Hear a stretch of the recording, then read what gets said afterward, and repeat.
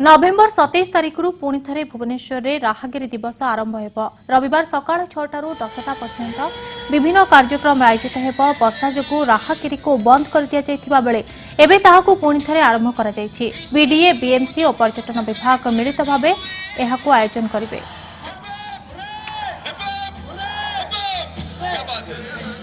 भुवनेश्वर महानगर निगम पक्षरु एवं महोत्सव डेवलपमेंट अथॉरिटी पक्षरु राहगिरी दिवस मध्य पालन कराउतला।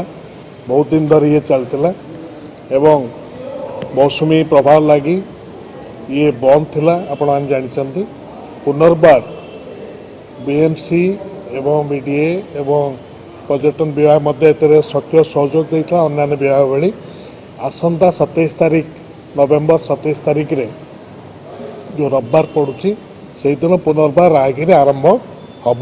पुणी जमती थला सकाळ 6 रु आपणकर दिन 10टा जाए शीत दिन जेहेतु अच्छी 10टा जाए चलो तापर आम पुणी देखिकी तार जो सीजन जो परिवर्तन देखी तार टाइम परिवर्तन और जगह से मास्टर गार्डन छक राम मंदिर छक एवं तापे नहीं कि सब विभाग आम पुलिस विभाग आरंभ कर पीएचडी विभाग हो पीडब्ल्यूडी विभाग हो समस्त आम सहायता नहीं।